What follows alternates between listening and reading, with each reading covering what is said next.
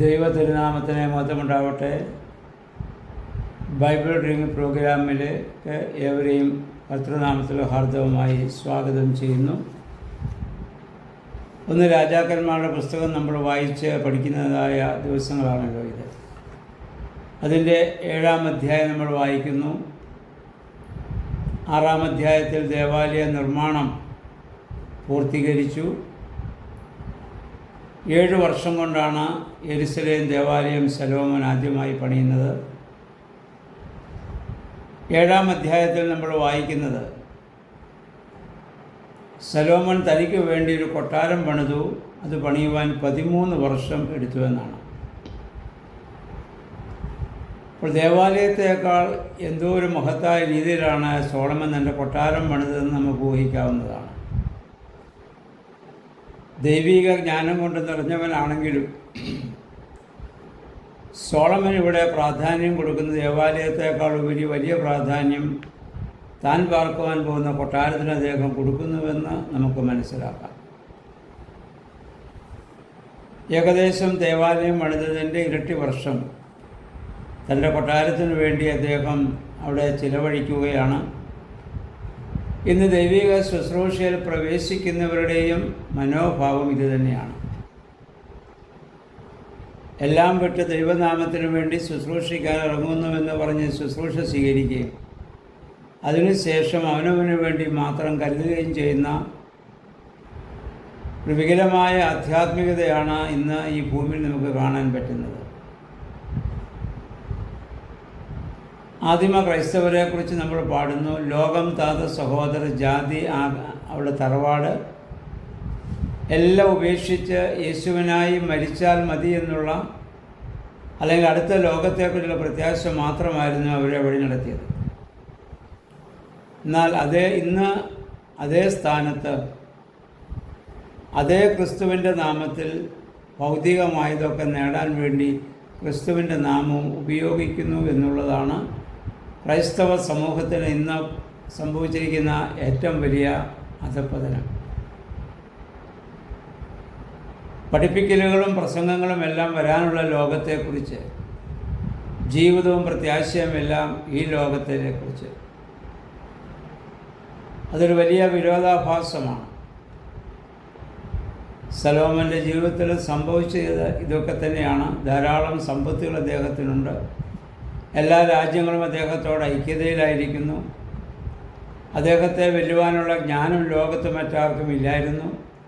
അദ്ദേഹത്തിൻ്റെ ജ്ഞാനവചസ്സുകൾ കേൾക്കുവാൻ ലോകത്തിൻ്റെ നാനാഭാഗത്ത് മറ്റ് രാജാക്കന്മാരും പ്രഭുക്കന്മാരും ആളുകളൊക്കെ എത്തുന്ന കാര്യം നമ്മൾ വായിച്ചു. ദൈവമാണ് എല്ലാം കൊടുത്തെന്നുള്ള ഉത്തമ ബോധ്യമുണ്ട്. എന്നെങ്കിലും തൻ്റെ ഭൗതികമായ കാര്യങ്ങൾക്ക് വേണ്ടി അദ്ദേഹം ചിലവഴിക്കുന്നതായ സമയവും സമ്പത്തും കൂടെ കാണാം. ഫറവോൻ്റെ പുത്രിയെ താൻ വിവാഹം കഴിച്ചു. അവൾക്ക് വേണ്ടിയും പ്രത്യേക കൊട്ടാരങ്ങളും അതുമായി ബന്ധപ്പെട്ട എല്ലാ കാര്യങ്ങളും അദ്ദേഹം ചെയ്യുന്നതായി കാണുന്നു.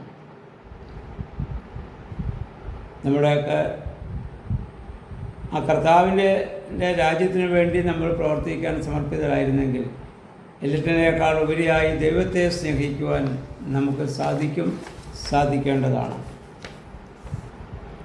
ഇനി അതിൻ്റെ 12 മുതലുള്ളതായ വാക്യങ്ങൾ, അതിൻ്റെ 13 മുതൽ ദേവാലയത്തിൻ്റെ ഇതര സജ്ജീകരണങ്ങളെക്കുറിച്ചൊക്കെ നമ്മൾ വായിക്കുന്നുണ്ട്.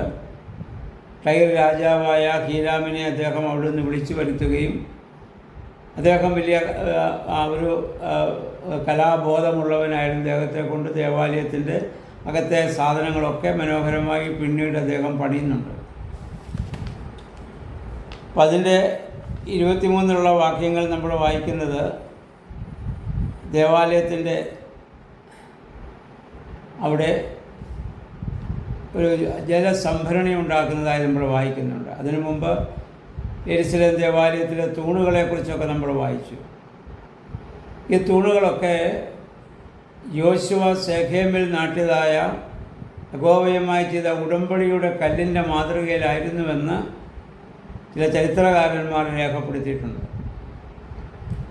യോശുവയുടെ പുസ്തകം 24-ാം അധ്യായത്തിൽ നമ്മൾ വായിക്കുന്ന 26 മുതലുള്ള വാക്യങ്ങളിൽ കനാനിൽ പ്രവേശിക്കുന്ന മുമ്പ് ഇസ്രായേലിലെ ഗോത്ര നേതാക്കന്മാരെയൊക്കെ അദ്ദേഹം ശെഖേം എന്ന് പറയുന്ന സ്ഥലത്ത് വിളിച്ചു കൂട്ടി അബ്രാഹാമിൽ ആരംഭിച്ചതായ തിരഞ്ഞെടുപ്പ് മുതൽ കനാനിൽ വരാൻ കാരണമായ സാഹചര്യം വരെ അവരോടൊക്കെ പറഞ്ഞിട്ട് നമ്മൾ ചെല്ലുന്ന സ്ഥലം വ്യത്യസ്തമാണ്, സത്യവിശ്വാസം ത്യജിക്കാൻ സാധ്യതയുണ്ട്, കാരണം അവിടുത്തെ ആളുകളുടെ സമ്മർദ്ദം മുഖാന്തരം. അപ്പോൾ നമുക്ക് സത്യവിശ്വാസത്തിൽ ജീവിക്കണമെന്ന് പറഞ്ഞ് യോശുവ ആദ്യത്തെ സത്യം ചെയ്യുന്നു, ഞാനും എൻ്റെ കുടുംബമോ ഞങ്ങൾ യഹോവയെ സേവിക്കും. അതിൻ്റെ സാക്ഷ്യത്തിന് എല്ലാ ഗോത്രപിതാക്കന്മാരെ കൊണ്ടും നേതാക്കന്മാരെ കൊണ്ടും അദ്ദേഹം ആ സത്യം ചെയ്യിക്കുകയും അതിൻ്റെ സാക്ഷ്യത്തിനായി ഒരു കല്ലെടുത്ത് അവിടെ ഒരു കരുവേലകത്തിൻ്റെ ചൂടിൽ കുഴിച്ചിടുന്നതായി നമ്മൾ വായിക്കുന്നുണ്ട്. ഇസ്രായേൽ ജനം അതുവരെ കാത്തുപരിപാലിച്ച ദൈവാനുഭവത്തിൻ്റെ ദൈവഭക്തിയുടെ വിശ്വാസത്തിൻ്റെ പ്രതീകമായിരുന്നത്. ആ കല്ലിൻ്റെ മാതൃകയിലാണ് ഇവിടെ യെരുശലേം ദേവാലയത്തിലെ തൂണുകളൊക്കെ പണിതതെന്ന് ചരിത്രകാരന്മാർ രേഖപ്പെടുത്തിയിട്ടുണ്ട്. എന്തായാലും അതിന് ശേഷം അദ്ദേഹം ഒരു 23-ാം വാക്യം മുതൽ ഒരു ജലസംഭരണി അവിടെ പണിയുന്നുണ്ട്. ജലം ശുദ്ധീകരണത്തിന് വേണ്ടിയുള്ള വെള്ളം ഉപയോഗിക്കാനാണ് യെരുശലേം ദേവാലയത്തിലെ ശുദ്ധീകരണം. ആ വലിയ ജലസംഭരണി അദ്ദേഹം പണിതത് 12 കാളകളുടെ മാതൃകയുണ്ടാക്കി അതിൻ്റെ പുറത്താണ്. 12 എന്നുള്ളത് 12 ഗോത്രപിതാക്കന്മാരെ സൂചിപ്പിക്കുന്ന കൂടിയാണ്. അതിൻ്റെ അടിസ്ഥാനം ഗോത്രപിതാക്കന്മാരിലാണ് ദൈവം വാഗ്ദത്തം കൊടുത്തതുമായി ബന്ധപ്പെടുത്തിയിട്ടാവാം 12 കാളകളെ പോലെ ഉണ്ടാക്കിയിട്ട് അതിൻ്റെ പുറത്ത് ജലസംഭരണി ഉണ്ടാക്കി അതിൽ അദ്ദേഹം വെള്ളം ഇത് നിറച്ച് ശുദ്ധീകരണത്തിന് വേണ്ടി ഉപയോഗിക്കുന്നതായി നമ്മൾ കാണുന്നുണ്ട്.